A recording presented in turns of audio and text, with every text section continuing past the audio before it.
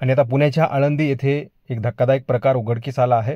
अहिल्यानगर येथून एका युवतीचे अपहरण करून तिच्यावर बलात्कार करण्यात आला आहे। ही धक्कादायक घटना पीडित युवतीने पोलिसांना 112 नंबरवर फोन करून माहिती दिल्यानंतर उघडकीस आली आहे। या प्रकरणी 5 जणांच्या विरोधामध्ये गुन्हा दाखल करण्यात आला आहे।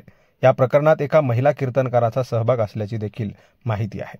पीडित युवतीचं दिनांक 2 जून रोजी अहिल्यानगर येथून अपहरण करण्यात आलं होतं आणि त्यानंतर आळंदी येथील केळगाव रोडवर असणाऱ्या मुलींच्या वारकरी शिक्षण संस्थेमध्ये जबरदस्ती डांबून ठेवण्यात आलं होतं। या दरम्यान तिच्यावर सतत बलात्कार करत लग्नासाठी दबाव टाकण्यात येत होता। याबाबत संबंधित पीडित युवतीनं 5 जणांच्या विरोधामध्ये नगर शेवगाव पोलीस ठाण्यामध्ये तक्रार दिलेली आहे। पीडित युवती अहिल्यानगर जिल्ह्यातील तिच्या घरी 2 जून रोजी एकटीच होती। यानंतर अहिल्यानगर येथून निघालेली गाडी थेट पुण्याच्या आळंदी येथील खासगी मुलीच्या वारकरी शिक्षण संस्थेमधल्या इमारतीमध्ये थांबली।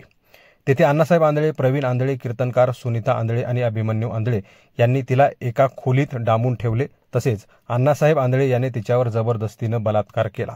तिच्यावर सतत याच पद्धतीने बलात्कार करण्यात येत होता, लग्नासाठी दबाव टाकण्यात येत होता। या सगळ्या गोष्टींची धक्कादायक माहिती समोर आलेली आहे। यानंतर स्वतःला सावरत त्या पीडितेनं हुशारीने 112 नंबरवर कॉल करत माहिती दिली। पोलिसांनी तात्काळ घटनास्थळी धाव घेत तपासाची चक्र फिरवली आणि घटनास्थळी जाऊन संबंधित व्यक्तींना अटक करत आळंदी पोलीस ठाण्यामध्ये आणलं असल्याची माहिती आहे।